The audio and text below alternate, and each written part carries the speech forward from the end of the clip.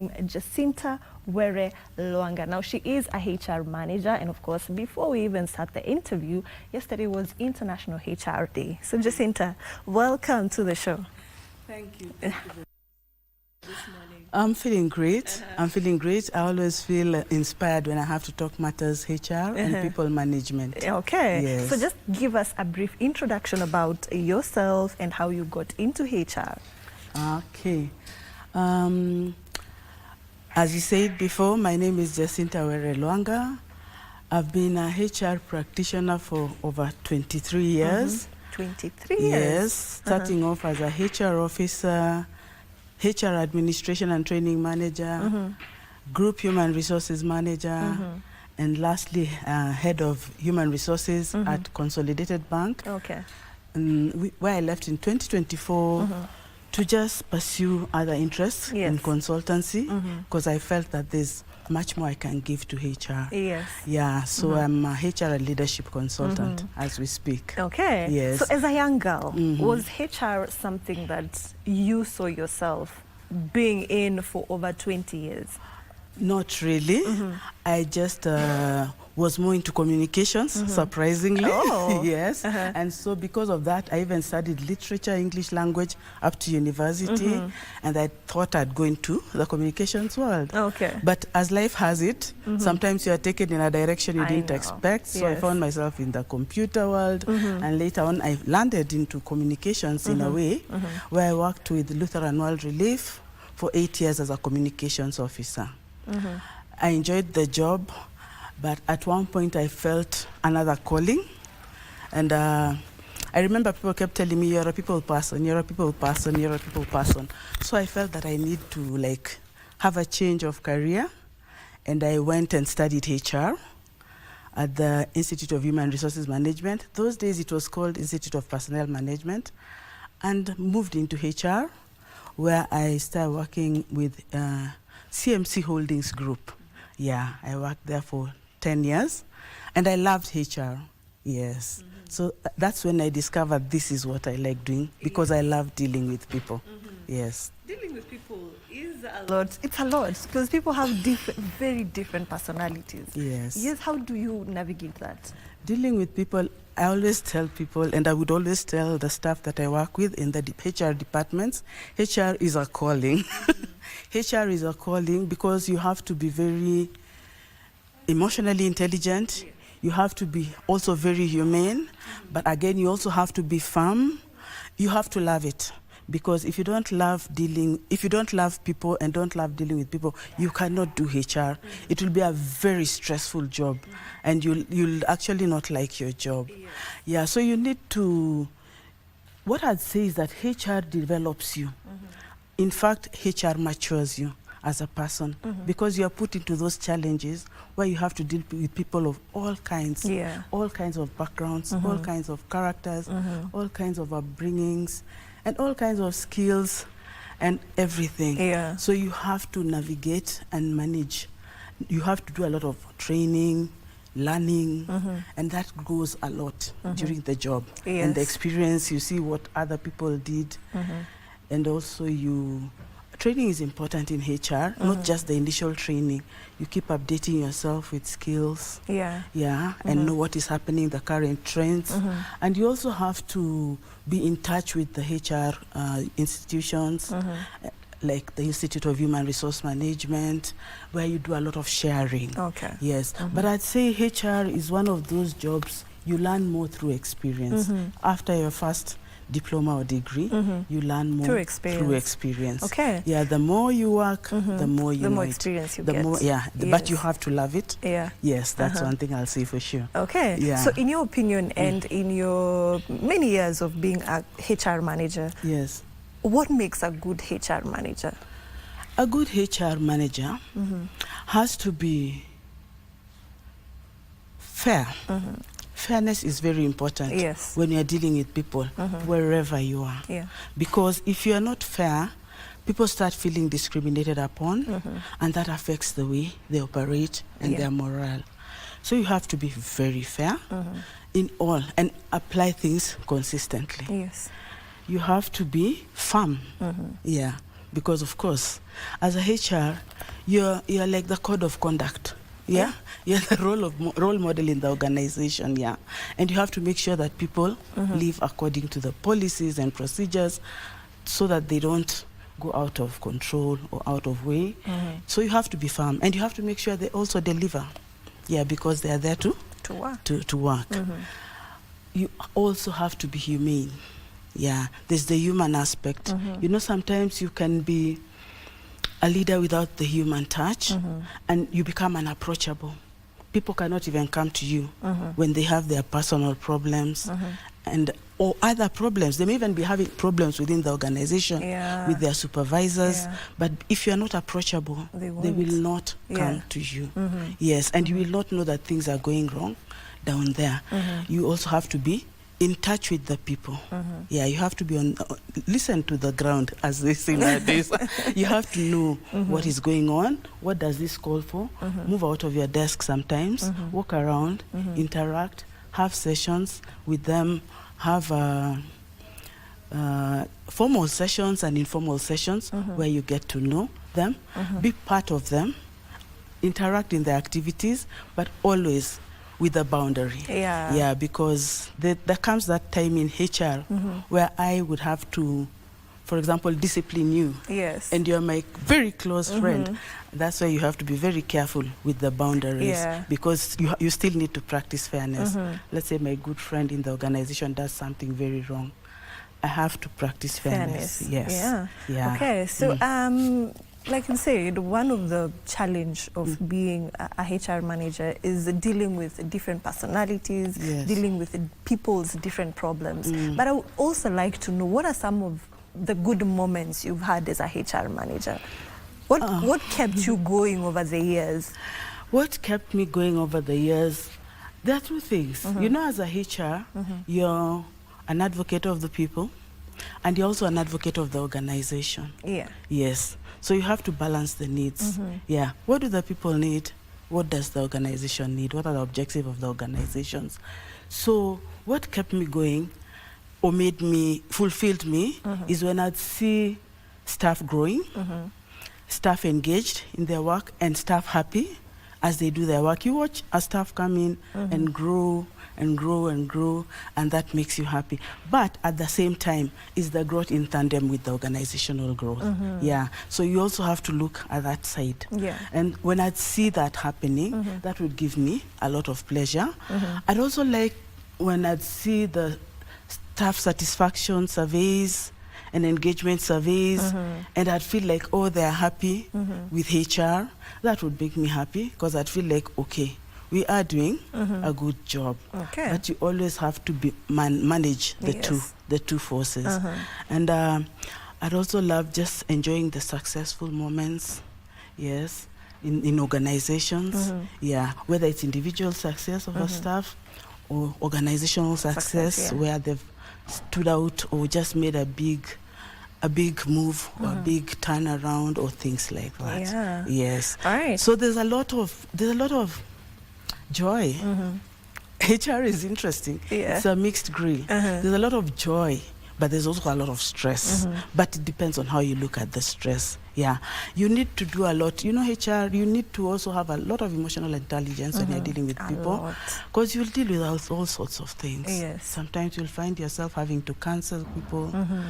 Sometimes people are bereaved, and sometimes people are suffering from different challenges, alcoholism, drug abuse, and they're your staff. And you have to know how you can help them get out of that state the best way possible, without finally exiting them. Yes. Yeah, and that's where that's where the human aspect comes in. Yeah. So you're also like a counselor in it. Yes. I think with HR you automatically become a counselor. So it's necessary even as a HR to do some counseling, and it's part of the training. It's part of the training program as a unit. But it would be good to just, they usually have at least annually, you'll see trainings being called upon for HR counseling, and you just go. Yes. Yeah, so that you understand better how to manipulate some of this, how to manage actually some of these situations, because they can be tricky. Yeah. Yes. All right. So Jacinta, what made you decide that, you know what, it's time for me to write a book about leadership?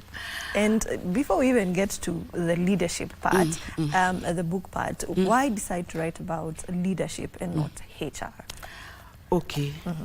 HR and leadership cannot be separated. Because what is leadership about? Leading people, isn't it? Yes. So the two are in tandem. And as a HR, you are a leader. Because people look so much upon you for everything. When everything goes wrong, HR is blamed. When everything goes right, HR is applauded. You see, so you are a leader. You're a serious leader, and it should never be undermined. Yes. Yeah. In many organizations, HR deals closely with all the leadership. Yes. Beginning from the CEO to the senior management team. No, beginning from the board to the CEO, the senior management team. You liaise with all of them, and then the rest of the staff, and you're dealing with them on a day-to-day basis. Yeah. So this book, in fact, is good for HR managers as well. Okay. Yes. In fact, for all leaders, but HR managers, it will help them also be able to identify those traits in some of the leaders that they work with, and see how they can help them improve in those traits. That's why I captured it all in leadership. And I'd say I've been in leadership position like for the last 23 years or so. Yeah, senior management. Yes. Okay. Yeah. And I have a passion for leadership. Oh, yes. All right. Yes. Okay. So what made you decide that you needed to write a book and tell the leaders, tell other HR managers that they need to read this book and you need to share the knowledge that you have? Okay. This is a book I've been wanting to write for a while. You know these things you keep procrastinating and procrastinating. How long have you wanted to write? Boy, I'd say like for the last 10 years or so. Yeah, 10. I've always wanted to write, to be honest. Never just been sure what I wanted to write. Yes. But with time, at first I thought, oh, I want to write an autobiography. But with time, I started getting the need to write about this. Why? Because when you work, you see so many things, that are going wrong, and you have to keep guiding and correcting and and these things which I'm talking about in this book, are not written in many, in many leadership books, and I am not in any way discrediting the other leadership books. They are wonderful because they give all the theories, the practicals, and what about how to lead. But in this book, I felt I need to talk about those things that I've experienced as a HR manager, dealing with different managers at different levels, dealing with even CEOs, even at board level, and you see some habits that actually don't augur well for the staff and for the organization. And these are not the things usually people are scared to talk about, or even write about. But I feel like I had I have a duty. I'd say this is my purpose, to pass that message, because you'll see the issues of incompetence. So before we even get to the content in the book, I'm intrigued by the cover and the mask. What inspired the cover? This cover, what inspired this cover? This mask, this kind of picture is used to depict narcissist behavior. Yes. You know, they are all masked, and I'm asking HR leaders, because I'm not saying all, sometimes unknowingly or knowingly, they can depict those, not HR, I'm telling leaders in totality, to make sure that they can unmask, remove those masks, and be authentic. Be authentic, be genuine, be true to the word, be full of integrity, be fair, and that way they will lead better. So that's the issue of this mask. We want authentic leaders. That is what I am saying. Remove the mask and you'll be a better person and a better leader. Yes. Okay, so let's get into the content of the book. And the book is about how not to lead. Yes. So we are not telling them how to lead, but we're just correcting them or showing them what not to do, right? Yes, what not to do. Okay. So let's go through the contents. Yes, just take us through very fast. Very fast. Okay, this book is 176 pages. It's an easy read. I tried to make it as simple as possible.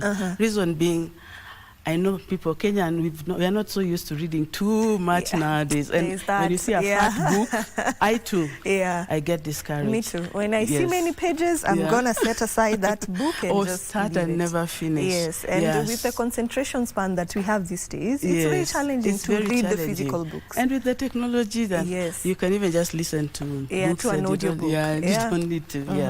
So this book tackles issues of incompetence, like when leadership fails to measure up. And this comes in cases where someone is promoted and they don't have the requisite skills, knowledge, experience to do their job. And the disaster that comes thereafter of the people under him. Yes, or her. Then insecurity, we have insecure leaders, and they project their insecurities to their staff and become very, what would I say, extremely authoritative. Yes, because that's how they can gain the authority, because they feel insecure. And as they do so, they affect staff morale. They kill innovation. They create even staff exits, you know.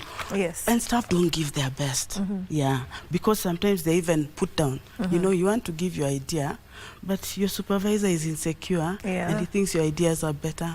Same case with incompetence than his, so he puts you down all the time. So what happens? That's a potential just being subdued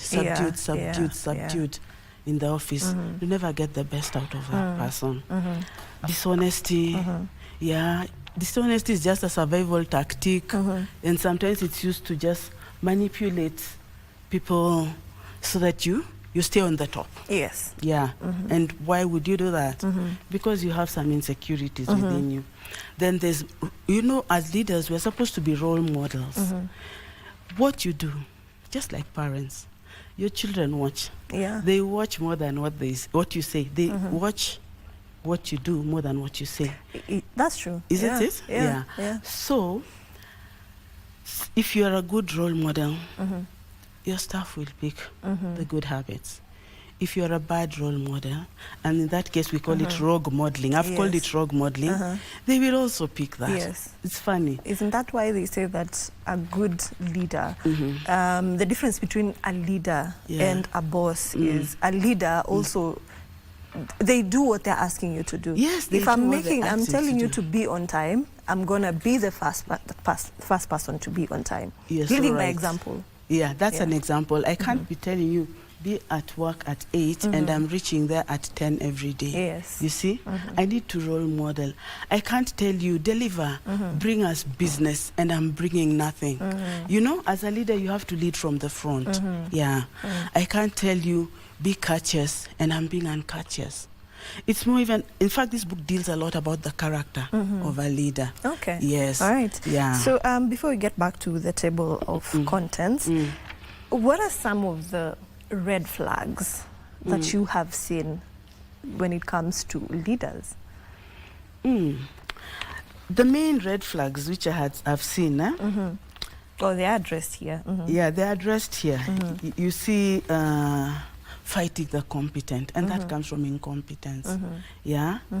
So you crush what you can't control. When you see people know more than you, instead of trying to use them to your benefit, to not use them, use is not the good word, but to have them reach your objectives, you try to crush them because you don't want them to shine, and then you are scared. You don't want them to outshine you. They'll take your role, which what most leaders don't realize is when your people shine, you also shine. Yeah. Yes, they help you to grow. And I think our call to leadership, especially in management, in the corporate world, is to help people grow. So you cannot be the leader who is crushing people instead of helping them grow. The other thing I see is favorism. Favorism, yeah? Using influence. I mean, where you just favor certain people because they dance to your tune. Yeah. Not because they do well, not because they perform well, but they dance to your tune. Whatever you say, whether it's right or wrong, they'll do it. These people mostly are your spies within the organization, and they go giving you sometimes wrong information, which affects other staff and all that. Yes. That's another one. And because of that favorism, bad things can happen. Yes. Even unfair promotions. Yes, that is where I was going with that. I was going to ask you. So then that leads to, you know, unfair promoting people who might not be deserving. Are you seeing the spiral effect? Yes. Unfair promotions of the incompetent people to lead competent people. Are you seeing the spiral effect? What happens in this case?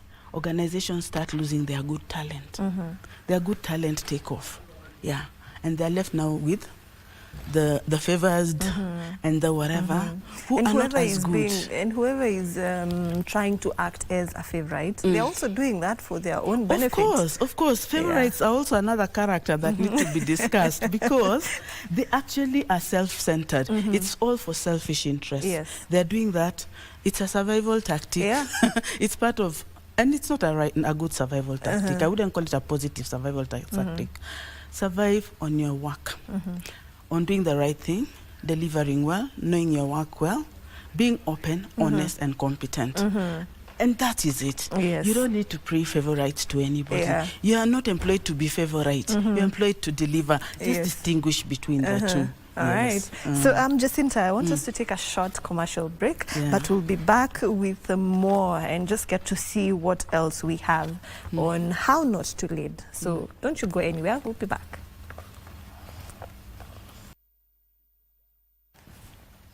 Welcome back. If you're just joining us, this is Entertainment Thursday, and with me I have HR manager Jacinta Lwanga, who is the new author of How Not to Lead, and she's just telling us from her 23 years of experience what good leadership should look like and what bad leadership also looks like. So if you're just joining the conversation, let's pick it up. So, Jacinta, I am sure that you have sat across many managers and many leaders. Yes. And some of them might have not known that their leadership is not that good. Yes. How do you handle such a situation? Okay.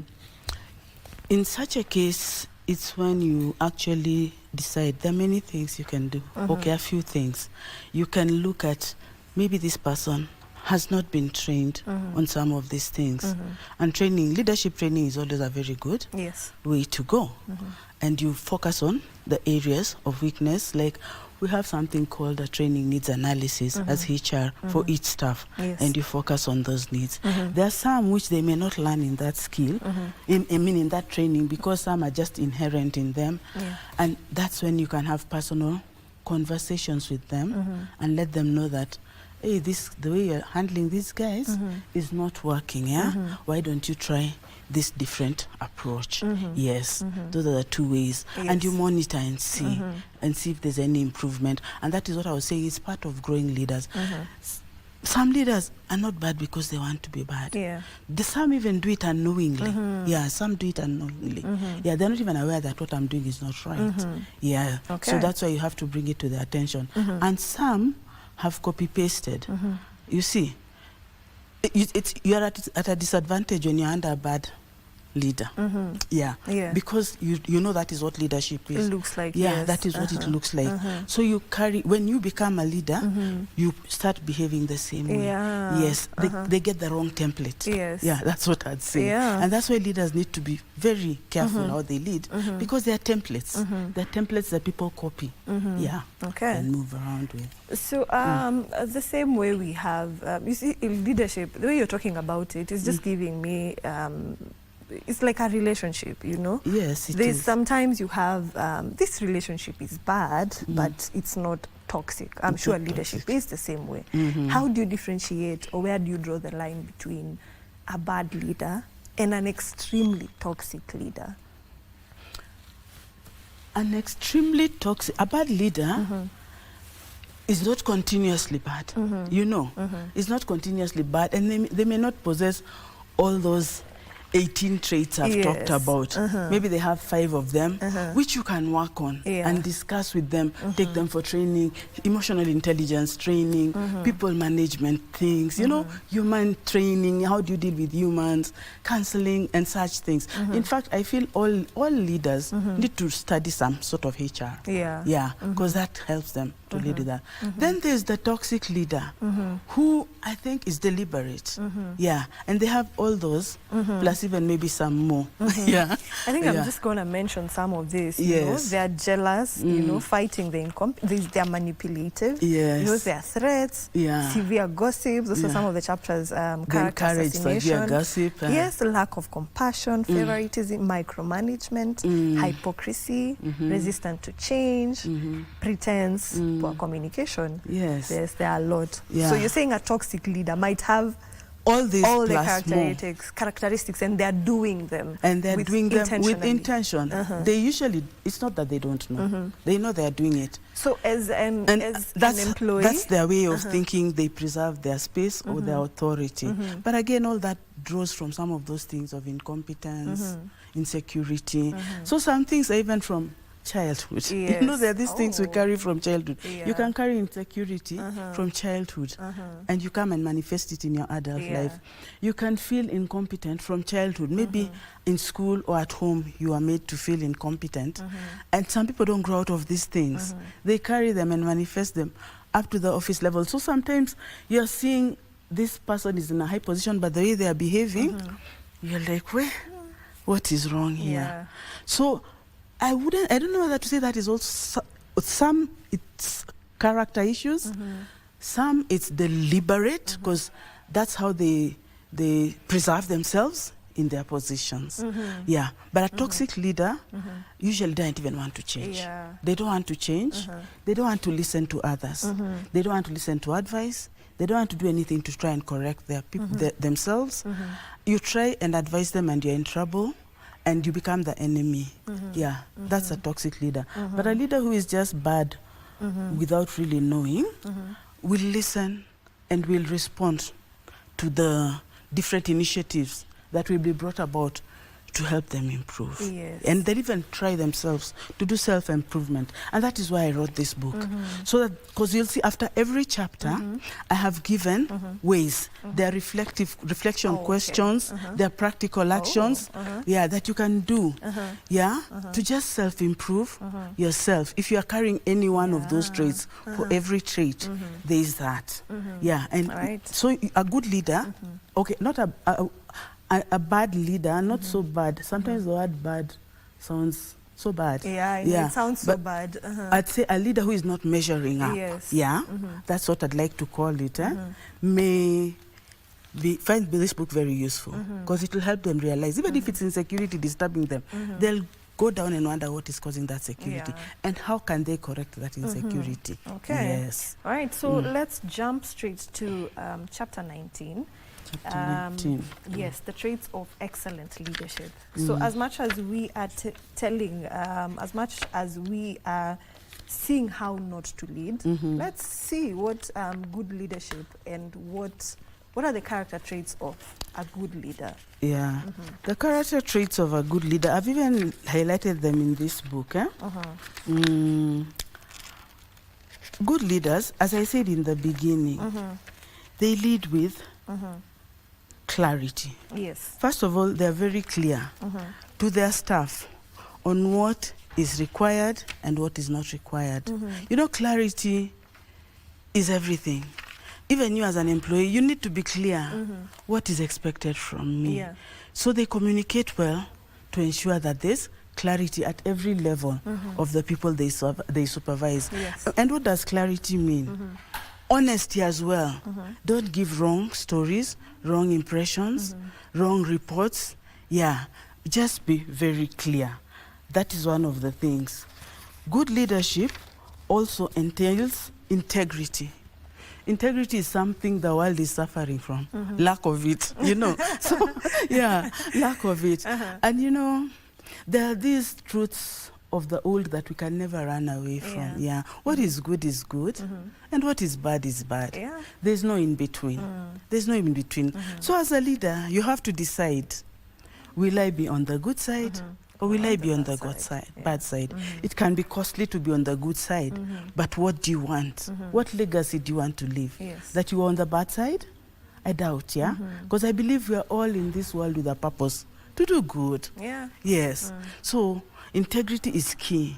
And when your staff see that you're full of integrity, they will also practice integrity. Yes. Another one is fairness, which I talked about earlier, so I will not elaborate. But fairness comes with, it comes with the baggage. Yeah. It has a lot of, its children, yani. It leads to so many unnecessary things in the organization. Another one is emotional intelligence. Yeah, you need to be emotionally intelligent. There are many emotional intelligence courses going on everywhere, even on the internet. You can get them. It is a very big buzzword at It's the moment. a very big buzzword, so it's good. Important. Yeah, it's important if you can do that and just make yourself more emotionally intelligent. But good leaders are very emotionally intelligent, and that makes them easily deal with people of all kinds. They're courageous.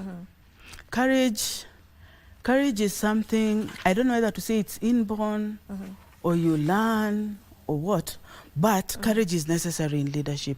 Because if you don't have courage, you'll be forced to do the wrong things, or you'll find yourself doing the wrong things without being able to stand up and say, no, I cannot do this. Yeah. So you need courage. You need courage to stand for what is right and courage to reject what is wrong. That is what a good leader does. And accountability. What do I mean by accountability? Hold yourself accountable. Whether things go right or wrong, don't start shifting the blame to your staff, the staff below you, because as a leader, you're ultimately responsible for what goes on. And what they deliver is a reflection on you. Yeah. So if they do wrong, I mean, and it has a serious impact on the organization, it's also sometimes a reflection on your leadership. Yes, because that means how well were you leading? Yeah, why are they growing in the negative instead of towards the positive? Yeah. And then service orientation, what you mentioned earlier. Also work, yeah. You know, there are leaders who don't work. Yeah, they just want the people around them to do all the running around, all the heavy lifting, and then they take the glory. Yeah, they come up and take the glory. And that is very demoralizing. But when your staff see you as a leader, even touching your hands, working with them, and it is admirable. It is admirable, and that way you also teach them. You know, that's part of mentoring. Yeah, because when you work with them, you mentor them as they work. So be service-oriented, servant leadership.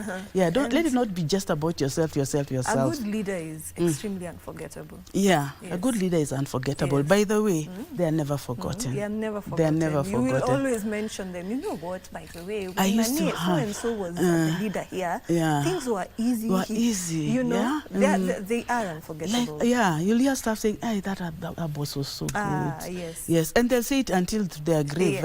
Yeah, so you better leave that legacy. You don't want people dying saying, hey, I had some horrible boss, you know? Yeah. Yeah, and just for your accountability to God. Yes. All right, so Jacinta, just a random question. Have you ever found yourself, or rather when you were writing this book, is there something that you found yourself doing that now, maybe in your years of working, that you found yourself telling people not to do? Yeah. That you used to do? Oh, that I used to do? Yes. Okay. Yeah, maybe in my beginning years, I would do some, you know, micromanagement. You want to make sure everything goes right, so you are really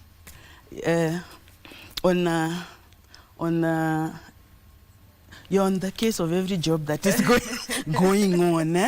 Yes, and then I came to realize, no, this way I'm not helping them grow. Let them do it. Make their mistakes. Let's go over the mistakes, correct them, and that taught me to really delegate and delegate, not abdicate. You know, there's abdicating and delegating. Okay. Delegating, you use it very cautiously to grow your staff, to teach them, to learn them. I mean, to make them learn how to do things. Abdicating, you do nothing. Yes. You let them do everything, whether it's right or wrong. You don't support, you don't assist. And when things go wrong, again, you're on their case. Yeah. Yet you did give them the necessary support. Okay. Yeah, so in my earlier years, I'm these people who like to make sure things go right. so I'd a bit, I think some of the people who would attest to it, maybe when I was my first managerial years, would say, oh God, I used to correct everything, change everything. But I learned better. I know better. Yes. All right, yes. so our time is up. And of course, I would like you to tell people how they can get your book. Is it in bookstores? And I feel like this book is not only important to leaders out there, even as an employee, you need to get this book. Everybody. Yes. I'd say that because leadership is everywhere, not only at the workplace, it's in the churches, it's in in social settings, in communities, even in the country. Yeah. So everyone, and even as staff, you're a leader in your own way, in your home. You're a leader, as a mother, as a father. If you deal with your children like this, what will happen to them? Yeah. So I think this book is for everyone. And it's also a good way of spotting, you know, some of spotting the things and how you can deal with it. And as a staff, you can spot, is my boss being manipulative to me, and how can I handle this? If you're emotionally intelligent, you can know how to handle it. Yeah. And even probably have a discussion with your boss, and so that the working relationship, maybe if it's too tense, can reduce. Because I said some of the bosses do this because unknowingly, by the way, they don't realize the impact that it is having on people. All right. So where can people get the book? Okay, so this book can be found at Nuria bookstores, at Kibanga bookstops, which is on Corner House, 5th floor. And then it is also available on Amazon. And it can also be delivered to you if you call this number. 07 111 32978. Okay. Should I repeat that? Yes, maybe just one more time. Just one more time. 07 111 32978. So if you call that number, my assistant will organize for you the book to be delivered to you. Yes. All right. Thank you so much, Jacinta. It's been a pleasure having you. Yes. And yes, this will be a very, very good read. Oh, thank you. Yes, it's short. It's very well written. Yes, and I think I encourage everybody to get this so that you can also spot when your leader is not doing what they are supposed to do. Yeah. Maybe one last word. I'd like to just encourage leaders to read this book, and even any other person, because wherever you are leading in some way, because it will really change the way you look at things and the way you deal with people. And I'd also like to, you said it's well written, well done. It is. Yes, so I'd like to acknowledge my publisher, who is Rose Sally from Sally Publishing House. She was a great support in doing this book, ensuring its quality standards and all that, and in collaboration with UNISA Press. Yes. I'd like to appreciate that too. Yes. All right. Thank you so much once again, Jacinta. You're most welcome. Are you planning to write another book? Yeah. But I'll let you know. This one, it's in my head. You know, books start in the head before they get on paper. So it's still in my head. So I don't want to talk about it until I get it out.